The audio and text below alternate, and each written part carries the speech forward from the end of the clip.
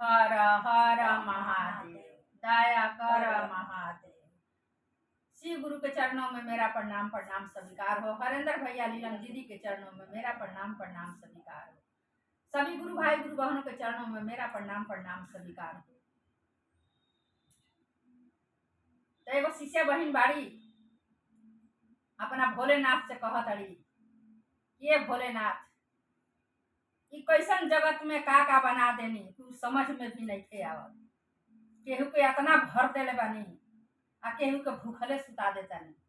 तो कैसे गीत के भावा आई सुनी। कैसन दुनिया बनवलाए जगत के गुरु, समझ में आवत नइखे। कैसन दुनिया बनवलाए जगत के गुरु, समझ में आवत नइखे।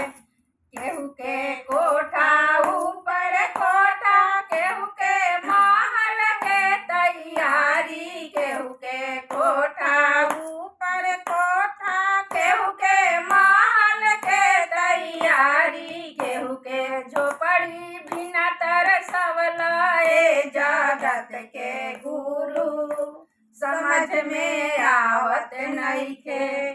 केहू के झोपड़ी बिन तरसवलाए जगत के गुरु, समझ में आवत नइखे। कैसन दुनिया बनवलाए जगत के गुरु, समझ में आवत नइखे। केहू के बेटा ऊपर बेटा, केहू के पोता के तैयारी। केहू के बेटा ऊपर बेटा, केहू के पोता के तैयारी। केहू के बेटियों बिना तरसवलाए जगत के गुरु, समझ में आवत नइखे। केहू के बेटियों बिन तरसवलाए जगत के गुरु, समझ में आवत नइखे। कैसन दुनिया बनवलाए जगत के गुरु, समझ में आवत नइखे। कैसन दुनिया बनवलाए जगत के गुरु, समझ में आवत नइखे। केहू के लाडू ऊपर लाडू, केहू के पेड़ा के तैयारी। केहू के लाडू लाडू, केहू के पेड़ा के तैयारी।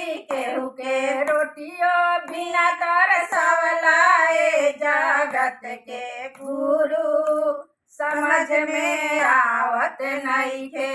केहू के रोटियों बिना तरसवलाए जगत के गुरु, समझ में आवत नइखे।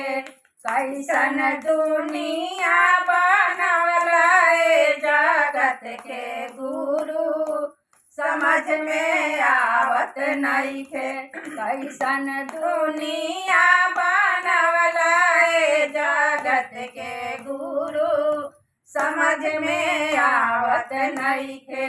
केहू के लहंगा ऊपर लहंगा, केहू के चुनरी के तैयारी। केहू के लहंगा ऊपर लहंगा, केहू के चुनरी के तैयारी।